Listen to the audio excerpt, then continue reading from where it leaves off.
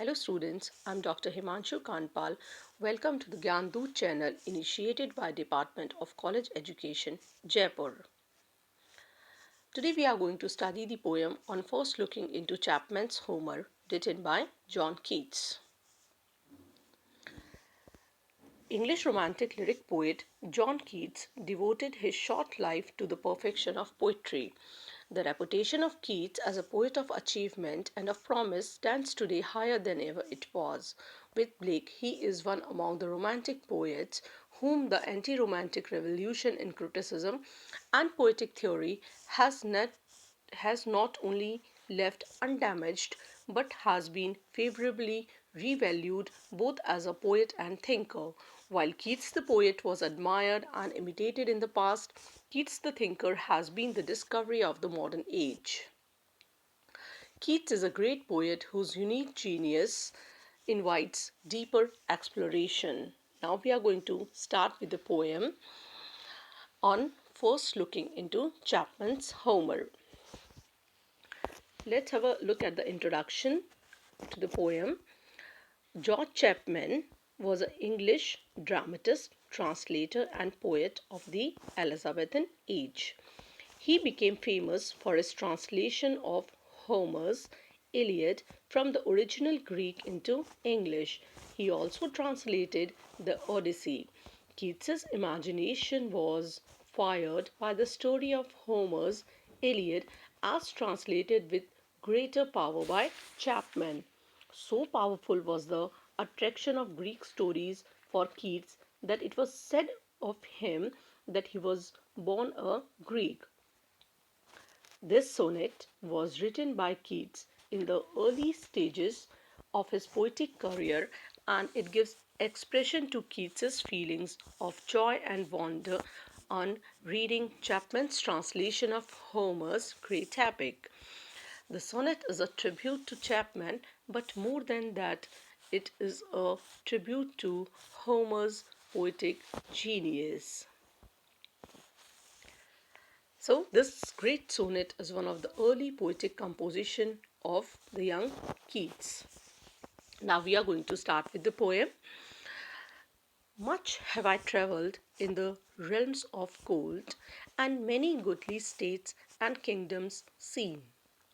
Round many western islands have I been, which baths in fealty to Apollo hold. In the beginning lines of this poem, literature is compared to countries, states, and kingdoms, and literature is also metaphorically described as the realms of gold.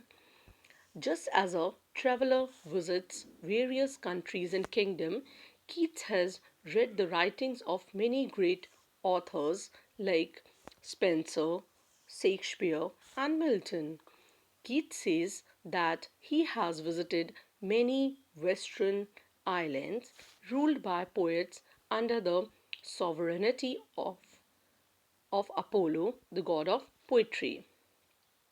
He means that poets compose their poems under the inspiration which they derive from Apollo, and that he has read the compositions of many inspired poets of England and Italy, which bards in fealty to Apollo hold, those islands which poets rule under the sovereignty of Apollo. Fealty here means loyalty. Now we move to the next lines. Oft of one wide expense had I been told that deep browed Homer ruled as his demesne, yet never did I breathe its pure serene till I heard Chapman speak out loud and bold. In these lines, the poet says that after that he has been to many golden realms of poetry. Keats goes on to say that he had often heard of one vast territory governed by the Greek poet Homer. Homer, he says, had a high forehead, which is a sign of intellectual greatness. But though Keats had heard of Homer's fame as a poet, he had never read Homer's poetry till he came upon George Chapman's English translation of Homer's work. He had travelled a lot over various kingdoms, but he had never breathed the clear, pure air of Homer's kingdom till he was taken there by guiding hand of Chapman. Chapman, it was through whom Keats made an acquaintance with Homer's great epic poetry. Here the words deep browed Homer convey Homer with his deep brow or high forehead, which is regarded as a sign of intellectual greatness.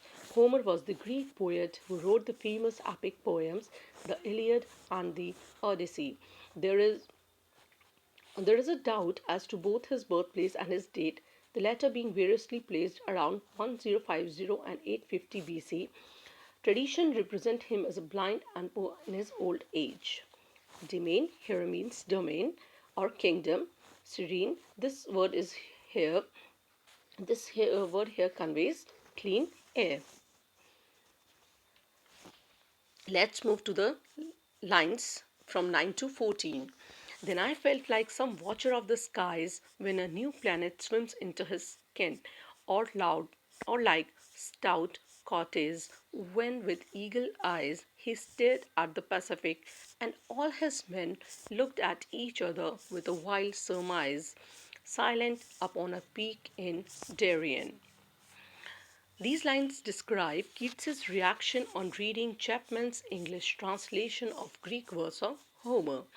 Through Chapman, Keats was introduced to a new realm of gold of which he had only heard before. His study of Homer's poetry as translated by Chapman was a new and strange experience for him. His feelings could be compared to those of an astronomer who is gazing at the sky through his telescope and who suddenly sees a new planet move into the circle of his vision, a planet which had never been seen before. The discovery of a new planet would fill the astronomer with wonder and surprise and a sense of mystery. Or Keats's feeling on reading Homer might be compared to the feeling of the early Spanish explorer Cortes and his comrades. When Cortes discovered the Pacific Ocean, his sharp eyes stared at it with great wonder, and all his sailors, too filled with a wondering expectation, looked silently at one another and at a peak on the Isthmus of Darien. Those explorers were filled with so much wonder and expectation that they could not utter their feelings. The vast possibilities of the newly discovered Pacific Ocean struck them dumb with astonishment.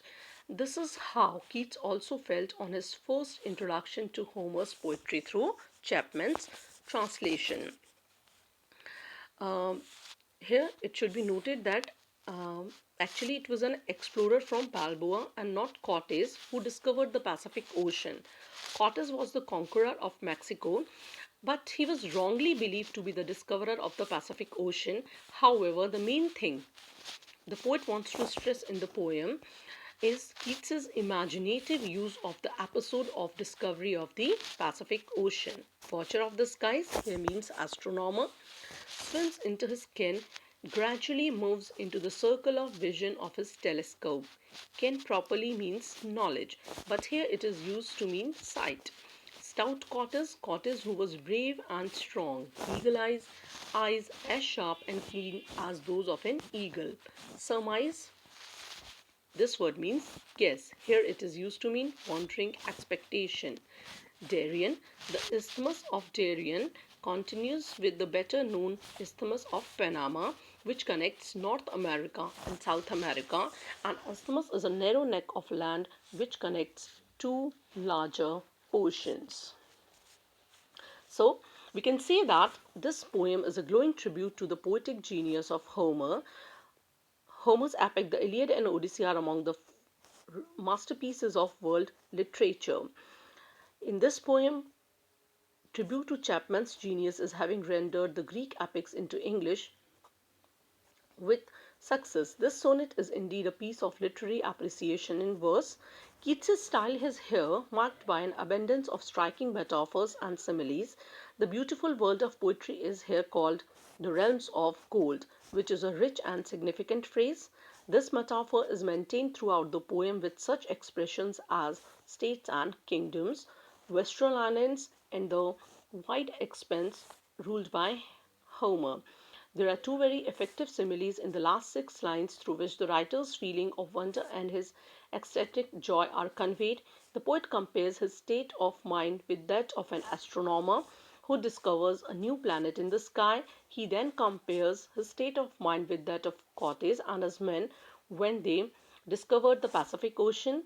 There could have been no more emphatic a manner of expressing the feelings of wonder and joy resulting from a study of Homer. This sonnet follows the Italian or Petrarchan model and is therefore divisible into an octave, first eight line, and a sestet, that is, last six line. Keats is famous among the great sonnet writers in English, even though he did not produce a large quantity of sonnets. This is all about the poem on first looking into Chapman's Homer. Uh, to say few more words about genius of Keats. The genius of Keats as a poet is akin to that of Shakespeare and has long been recognized and critically asserted.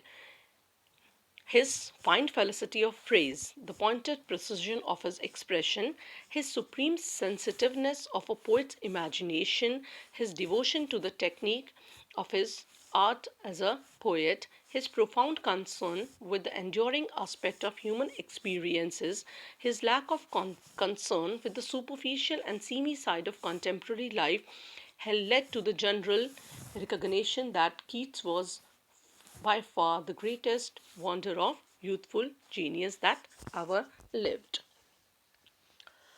Thank you.